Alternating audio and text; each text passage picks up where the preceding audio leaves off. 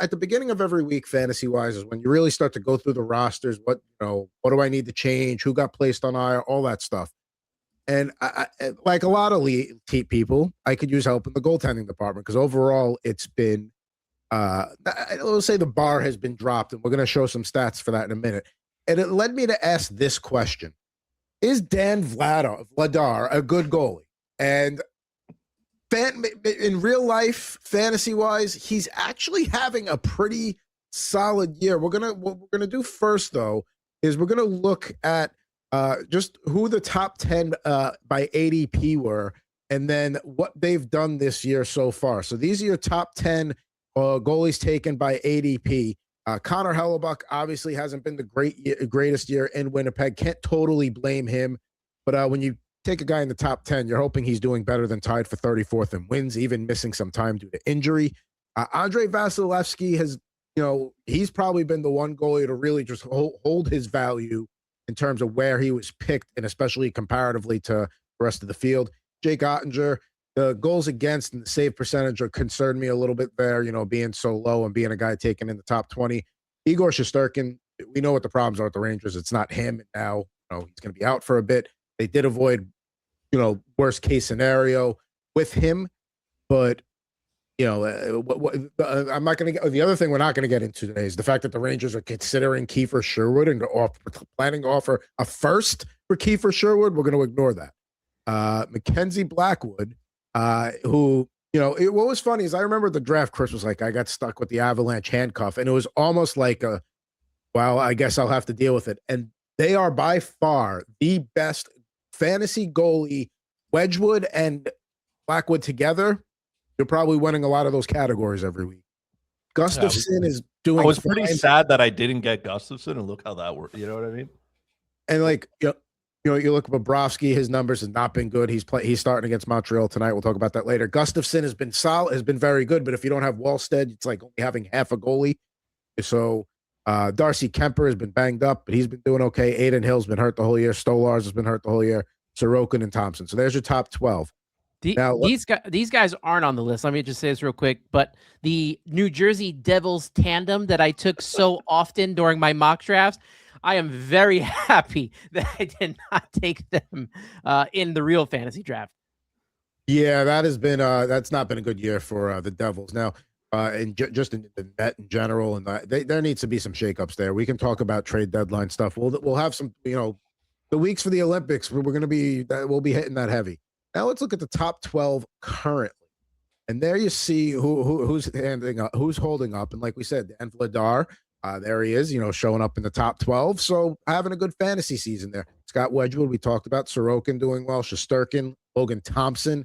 I know, and a lot of Logan Thompson, you might be like, Logan Thompson's top. Well, he was so strong that first, we'll say, month to 6 weeks of the season that's helped balancing out his recent play. Yeah, because he's lost 4 in a row for me. So yeah, so again, Team Canada again. That just goes to show how good Canada is. Like they have, I don't want to say dog crap goaltending, but and they're still going to win. Like in the United States, is the opposite. They have far and away the best goaltending of the teams participating, and not to say they're not going to win, but I don't know. It's like it seems like anyway. We'll talk Olympics later. Andrei Vasilevsky, we talked about holding up. There's Spencer Knight, despite the Blackhawks up and downs, and there's Jake Ottinger. So for you guys on your respective fantasy teams, who's disappointed you? Who have you had struggled to? You're holding on to, like for me right now, Lucas Dostal, who we talked about people that got off to a really strong start and have been dog poo lately. I mean, it's the Ducks team as a whole, but Dostal has gone from like a guy that I would, if you would have said I was going to drop him in January, I would have said you were crazy 2 months ago, and now it's like, what's out there? Are we just saying both just disappointment or both disappointment and good? Whatever, the floor is yours. We can do love and hate here. So I think the disappointment for me, and I know he's up here, he's doing well, but as of recently, Logan Thompson has just not been good. I do have Dustin Wolf as well. And the writing was on the wall with how Calgary was playing, but he kind of turned it around a little bit. Now it's back to giving up 4 goals a game. Dan Vladar, I picked up halfway through the season, and I don't know how he was still on waivers there or why he was still a free agent, but I picked him up and he has been my best goaltender and has helped out my goaltending stats since I picked him up, and he's been very, very good, and I'm happy that I was able to get him. Yeah, that's more than fair. I think what this list has provided all of us is that goalies are voodoo. We have no idea what's happening. When you see goalie rankings, that's basically like playing the lottery. You just hope things go well. If you invested any type of stock, Andrei Vasilevsky hasn't been terrible. It's been better of late, but obviously it's not, top 5 worthy. You can say the same thing for Jake Ottinger. Has been, terrible. He can't stop a puck, and he's on a team that is way too good for him to be that bad. But I guess you're getting away a little bit with Mackenzie Blackwood. Like I said, I looked into it, and it's like a lot of these numbers are backed by the fact that the Colorado Avalanche are an absolute wagon. They propel that. And sometimes this is still a team game, right? Like you're going to get those moments where, yes, goalies are going to benefit from the team that they play on. And the best example being Sergei Bobrovsky. He's tied for 3rd in wins, but not because of him. He is definitely not helping his team succeed. It's been tough. The bounce back for Sorokin has been very good, but it goes as well with how they play. The Islanders are a good team, which I didn't think we would say. Again, don't feel bad if you don't get the goalie that you want. Some of it is luck, but it's definitely refreshed my memory. So when I get to the next fantasy draft, I lock in a little bit more and say, hey, do I want to target players first and then maybe kind of crapshoot a little bit later on goalies? Do I still want to invest in guys that are like at the top, right? Those pillar goalies on the bounce back? Or am I just punting it and saying, hey, let's see these borderline teams, which goalies start, try to go on these hot runs kind of thing? It requires more time, but sometimes that's how you win championships. Well, the thing is too, the guy at number 4 in our draft took Connor Hellebuck, and now he's out. Like there are some strategies to getting these goalies. I feel like next year is a more kind of wait and see, and then they'll probably be good again. And then we're back to drafting goalies at the top. It's like you said, it's a crapshoot. My brother has Shesterkin and Sorokin, and now Shesterkin's out and he's searching for another goalie. So it's just really tough trying to pick out these goalies because, one, you don't know what the injury status is with a lot of them, and then we've gotten some poor play from a lot of what we thought are very good goalies, and it's just not been a good year for goaltending. Listen, your brother can pace out because he is giving me an absolute whopping this week. I am getting absolutely taken advantage of. He's taken me out to the back of the barn and putting the barrel to my head and saying, hey, we're done here. That's what's happening to me. So, as brother, if you could slow down a little bit here, that'd be great. Thanks.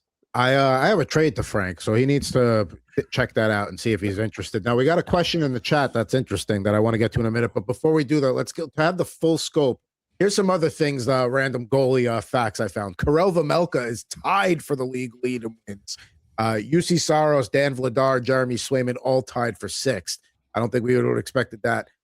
Brandon Bussey is a name we've talked about in previous weeks here, talking about the Hurricanes, but look at that stat line: 15-2-1, 229 goals against, 906 save percentage, 6 for 6 shootout attempts at save for Carolina this season. Philip Grubauer ranked 2nd in save percentage at 926. Wasn't necessarily expecting that. The Kraken lately have been hot. They got the Wild coming to town tonight. Kevin Lankinen is 17 for 17 in shootout attempts. Could be helpful for Olympic betting purposes. And top 5 in saves overall: Igor Shesterkin, UC Saros, Dustin Wolf, Jeremy Swayman. Actually, I gave you 12 and forgot to put that up to 12, but nonetheless, Shesterkin, Saros, Wolf, Swayman, Jet Greaves, Spencer Knight, Logan Thompson, Karel Vejmelka, my guy Yaroslav Askarov, and Philip Gustafson. So there you go, some random colt. Can I just say, because you put up the top saves, and I'm glad that you did that, because I know a lot of it is like, how many wins is my goalie going to get? But if you're in a stats category like we are, maybe you don't get the win category, but you get top saves. Like he's saving the most. Sometimes some teams that win, like I think I had Logan Thompson save 20, maybe 15 saves in one game. Sometimes if you get the save percentage, you get the attempt and saves. Sometimes you can get away with winning your categories without actually having to get a win for your goalie. Now, that's a nice segue to our question here, because wins sometimes is a category I'm willing to punt, but there are leagues where they are win premium leagues and wins get heavily valued, kind of like this question we have here. Hey, gents, this is at Lucio Mancuso 1107. Hey, gents, fantasy hockey question. Settings are wins +4 saves. Wins are +4, saves are +0.6, shutout +0.6. Losses -2, goals allowed -2. That's another thing too. When you get into these leagues where losses can hurt you, but goals allowed can hurt you, that really just kind of like, there's a lot that needs to go into that. So and he's got an interesting question here. He wants us to rank these three: Tristan Jarry, Linus Ullmark. That's right. There's 4 of them here: Lucas Dostal and Dan Vladar. So there are 4 goalies there he wants us to rank. And yeah, with Jarry being in Edmonton now, you have to really think about it. This is, as Ned Flanders once said, a dilly of a pickle. I think at this moment in time, if you have Vladar, he's got 16 wins on the season. He leads those 4. So I kind of would have to put him at the top at the moment. Philly is not a bad team. They're not necessarily a good team. They're going to give you a chance every night. And as the season goes on too, like, at the beginning of the year, you would have said Lucas Dostal is the top of this list, 100%. Wouldn't even think about it. Now, do you put him 3rd? Do you put him 4th? Because, Tristan Jarry in Edmonton, I don't know. I would say Vladar is probably, in this situation, if you're trying to balance everything out, the most consistent of the 4 is Vladar. I would go with him as your top on the rank. Who do you got second? I would take Vladar first. There's he is head shoulders above those other 3. It's not even close. So he is the start. Tristan Jarry is second just because he plays for the Edmonton Oilers. He'll pick up more wins. He also is not going to have anybody challenging him for that spot. The Oilers didn't go out and trade for him so he can sit on the bench. It's not Calvin Pickard who's going to take his job. Calvin Pickard played well once, good, but he's not chasing him. Connor Ingram, we'll see how that goes. But to me, it's Vladar 1, Jarry is 2. I will give the benefit of the doubt to Dostal at 3, and then Ullmark at 4. You've never been an Ullmark guy, so. And I own him in one league, and I hate every moment of it. I look at him, I understand he's dealing with stuff. He needs personal time, fine. But even when he was on the ice, it wasn't very good. Now, this has been, since coming over to Ottawa, he has not been good. This is not a small sample size for Ullmark. He is terrible. Dostal, it hurts now. It does. But he also has nobody to challenge him. He's in the same category as Jarry. It's not Peter Mrazek. Let's remember that, because every time he's in goal, just bet the over and bet the team he's playing against. That is like an easy parlay there to single gamer. And it's now not. Mrazek's on the IR. So now Mrazek's on the IR. Who's that other former Detroit goalie that's backing him up there? Billy Husso. Billy Husso, another name nobody cares about. So, the Ducks, I know a lot of people love the Ducks going into the year. I was not one of them. And then they got off to that torrid start. And now we're seeing that they're a young team. And the learning curve is tough. And they are getting obliterated. They're giving up way too many quality shots. And the goaltending is just not bailing them out. It's as simple as that. I think there'll be some correction, right? They're not going to be this terrible forever. But if to answer Elam's question, to me, it's Vladar by a mile. Yeah. Jarry and Dostal, right? A ton of crap. Ullmark. Since December 9th, Vladar has 9 starts. He's only given up, I'm not even going to say 3 or more. He's only given up 3 goals twice. So the rest of the games, either 2 goals or 1 goal. Every opportunity he's given this team a chance to win, and he's won 6 of those 9 games.